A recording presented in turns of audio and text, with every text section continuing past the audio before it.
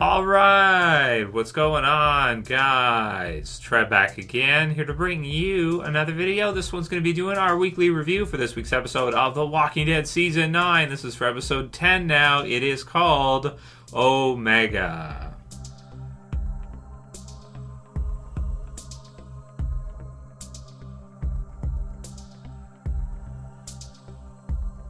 Alright, and spoiler warning, if you guys have not seen this week's episode for The Walking Dead yet, Omega. Alright, so this was a usual type of episode where like the first 55 minutes or whatever was like, it's okay. And then the last 4 minutes or 5 minutes were like, oh, that's awesome. Right?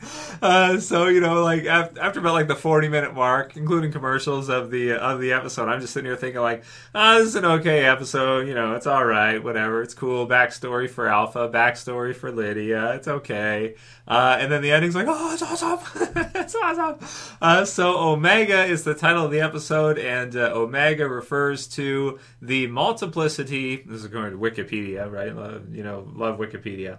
The multiplicity number of microstates in a system. So is referring to Lydia and her, kind of how scrambled she is with regards to her past and her understanding of reality, right? She's kind of scrambled, and we get to see that go through in the episode. So I thought that was cool that the name of the episode was kind of cryptic in that way, referring to her in kind of the number of different little ways. But, it's really good setup for the current storyline that we're seeing right now, and kind of all the backstory certainly does serve the plot to push it forward, because now you have Lydia, who is sort of the ultimate victim type of character, where she's on the wrong side, right? She's on the side of the Whisperers, and her mother is fearsome. Her mother is crazy. She's she's intense, right?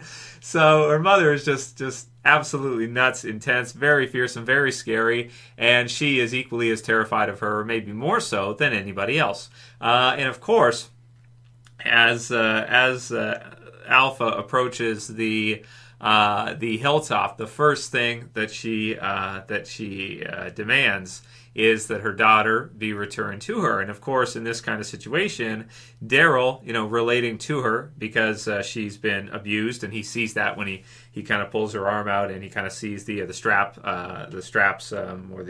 where she's been wrapped with a stick or whatever. It doesn't really matter, but he explains it later as he comes down. But the birch or whatever, the tree, and you can see the different scars on her from what's been done to her by her mother. And so they kind of play the episode through, obviously, as like it's kind of a question, and Daryl assumes it's her dad, this kind of thing, as things are going through. And then there's kind of a mini twist, where she sort of comes to the realization that no, it was not her random walker that killed her dad, it was actually her mother. So they kind of get the idea that her mother is quite fearsome, and she's quite hardened by the world, and she's something to fear, right? So she is something to fear. Which, so all in all, at the end of the episode, I was like, oh, that's awesome, right? I'm very excited for next week's episode. And the anticipation, they've got it down, right? They set you up really well with the next one. So they did go through a lot of things here for Lydia, and we'll go through kind of the episode sequentially here, one sequence at a time, for how we felt about everything in it. But all in all, just to give you an overall for it, it was great setup for Lydia and the dynamic between her and her mother. And now it puts our survivors in a situation where they don't want to, as Daryl says in the preview, no, right? He tells her no, he's not going to give her back. He doesn't want to, because he knows what Alpha has done to her, is doing to her, and he knows obviously that Alpha is not a good person. And we also got to see her without the mask both before, so at the very start of the zombie apocalypse pretty much, and then currently now without her mask on, which was very cool. The only thing is the voice. The voice gets me, right? I thought her voice was okay in the flashback sequences. I thought it was like, it's okay. But then, of course, we heard it in the preview already, where she kind of belts out at the end when she kind of yells at him to tell him that who she is. She introduces herself and what they want. The accent's kind of funny. So it is what it is. It's cool. And, a pretty good introduction and a pretty good whisper-focused episode, I want to say. So we start things off. Trailin's here, right? Start off with the accent. So we get the emergency broadcast, 23 days, and then we get to find out about Frank. So we get to find out about her dad a little bit, and a couple different versions of this as things go on through here that's kind of revealed. We have Lydia with the tattoo as her mother kind of sings to her. Whether or not that's true that Alpha has much of a nurturing side, maybe at one time she did, probably before the zombie apocalypse she did, but she's got the tattoo and everything as she's singing to her, but that's kind of tricky as well, because we don't necessarily know 100%. I take it as she does have a nurturing side, she has all that, but at the same, because she's there to get, so it's not like she doesn't care, right? She's going to the Hilltop to get Lydia back, so she does want her back. Also, because she might not want her to give up information about the Whispers, and she knows that she might. But she wants to get her back. So I think for Alpha too, she probably does have a little bit of a nurturing side to her, but she's so hardened and she's so fearsome on the other side and aggressive, right? that it's kind of overshadowed by the other part of her, the Whisperer part of her. Then we have Henry. So about her being pretty messed up. He's talking about his different moms that he had, his second mom. He's talking about Carol and Ezekiel, not somebody you want to mess with. And I did like the introduction here, because this is kind of like this is really a background Lydia Alpha episode, right? If you think about it, when you look at where it starts and where it finishes. And you don't mess with her either, right? So I like that line. That was pretty cool. Then you have Daryl, and Daryl's kind of like, right? He's kind of overhearing it, and then roll intro. So that was a cool intro sequence. I did enjoy the intro sequence to kind of set things up, because Carol is super badass, and then on the other side you have Alpha as well too, she's like, yeah, her too. Yeah, you don't want to mess with her either. So some fearsome women in The Walking Dead. Very cool, right? So then we get the intro, and we get the Walker group, which was cool. So you get a Walker group that comes through. Magna and her group clear them out, which I am enjoying seeing Magna and her group more now. When they first kind of came in, I was kind of like, it's okay. There was a few scenes where they killed a few walkers. I'm starting to enjoy seeing them more and more as we see things go through here. And it was a cool kind of walker group kill, and they're just not taking any chances. They're not messing around. You have Magna, who's throwing her throwing knives, which was really sweet. Yumiko with her arrows, and Tara and the others as well too. Not taking any chances, but also checking to see what they're dealing with as they're going through, because they don't know if they're being approached by walkers or if they're being approached by whisperers. They find out that the horses were cut open for Alden and Luke, and they decide to head back, and they all pretty much go. But then, of course, Magna's group later on decides to kind of leave, even though Tara kind of knows that they will, and they will listen. But, already having some dissension in the ranks, of course. But they were going to go anyway. If anybody tried to tell them not to go, even if it was Daryl, they probably wouldn't listen. They probably would go anyway, because Luke did. Luke goes way back with them, and they're still a group as together as well. So hunger is a gift, which is a strange kind of way to look at it, right? It's sort of I want to say the Whisperers are kind of stoic in a way. They're eating worms and they're doing stuff that they have to do. They're embracing how harsh reality can be and the harshness of reality in a stoic way. And she's looking at sort of pain as a gift, or she's saying hunger is a gift, or reversing kind of the philosophy on it that the pain is necessary in life, and that as you go through it, you're basically embracing it and not shying away from it. So a very stoic way of life, I suppose the Whisperers live. They're out there in the mud, the dirt. They're dirty. They're doing what they have to do. They're eating worms. They're doing bugs and stuff like this probably. And Daryl knows all about that, but it's kind of strange to see for a whole group to be living like that. Then they're playing checkers, and a mention of Halloween, right? So that was kind of a cool mention of Halloween, to where, her saying she's going to be a ghost, that kind of thing. And of course, later on, they embrace that 100%, because the Whisperers do look like Halloween, or, Mike Myers, or some kind of Halloween type of characters as they're kind of coming through. Especially at the end as they're walking up and stuff. And there was some pretty fearsome sequences there as they're watching, and then as they're kind of approaching pretty quickly. They're walking with haste, which was pretty cool. Everyone's scrambling to figure out, like, get Daryl. I don't know what to do. Daryl's going to go out and talk to her. And Tara you could see Tara looks scared right away, right? That's awesome.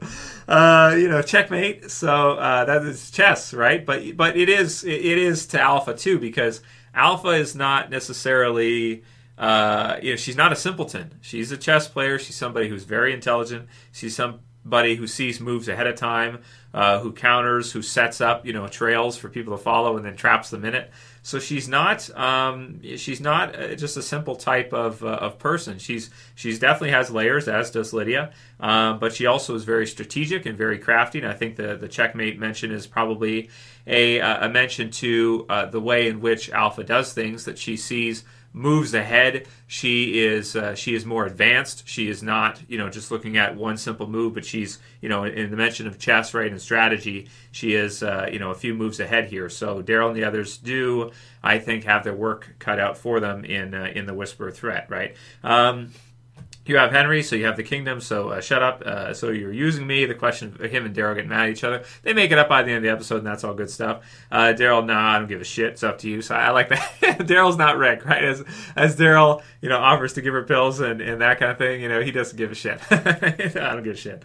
Whatever, it's up to you. That's fine. You can never picture Rick saying a line like that. Rick would be like, okay, you're not ready for it. More nurturing, right? Okay, you're not ready for it. No problem. Okay, well, maybe later then. Okay, maybe he'd give you one of these faces. Worst case scenario, all right. Daryl, I don't give. Fuck. All right. Fuck you then. So when she killed him, shut your mouth. Do you hear me? So there's some dark stuff in here around this area. When they get into the sections of abuse, this is a pretty, and kind of going back, it was good, but it was uncomfortable to watch through, because then you have to see it through. She's kind of, freaking out on Daryl. He's checking and he's seeing it. And so it's, no mention of kind of the parallels for Daryl between, his kind of relationship he had with Beth, where he sort of had this kind of father-daughter sort of relationship with Beth, and Lydia being around her age. No mention of that, which I was kind of expecting to see something of that, but that's okay. It's because you have Henry in there as well, too. So Daryl's kind of, Henry's there, and he's, sleeping beside her and stuff like that, making her feel comfortable and everything like that.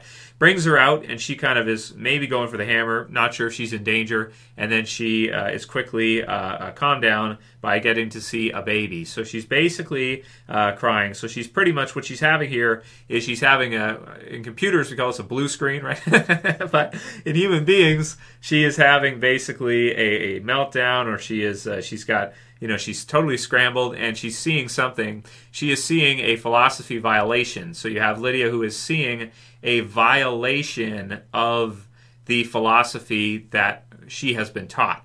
She's seeing a baby. She's seeing a safe place. She's seeing a place with huge walls and people that are happy, and people that are having children, and they're doing stuff like this, and they're living, and they're okay, and they're not in the mud, and they're not, so she's seeing something which is in violation of what Alpha has taught her, that places like that are fake, and they're not real, and they don't last, and that very cynical in nature. And then on the other side of that, we have the survivors, who they do still have hope. They do still want to build a life, that's worth living, and a good life, to have their walls and be able to have some sense of civilization, and some sense of humanity, and some sense of what the world used to be like before everything went to hell. Whereas Alpha goes the exact opposite way, and she embraces the harshness of the dirt and of the mud, right? So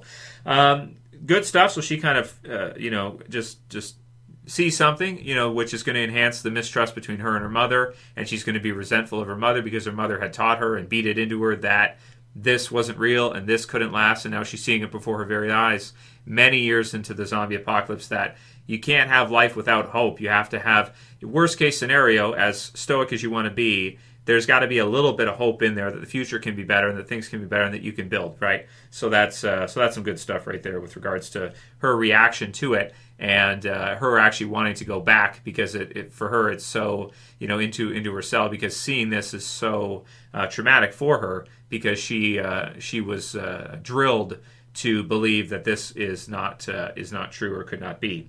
So a philosophy violation. So I liked all that. That was good stuff. And coming back after, she's ready to open up. She's ready to tell Daryl and the others a little bit more about the Whisperers, and that if she caught a couple of their people, they're probably dead at this point, unless she pretty much have no reason to keep them alive. But she forgot about herself, and maybe even underestimating for herself how much her mother actually cares about her. At that time, as she's saying it through, you do kind of feel like she believes that her mother is not going to come for her. She believes that her mother is going to leave her there, that her mother is not interested in, going to get her because she really doesn't care about her, because that nurturing side of her has been so reduced to the point where she doesn't have faith that her mother actually will come and be there for her and save her from scary Daryl and his dirty dog.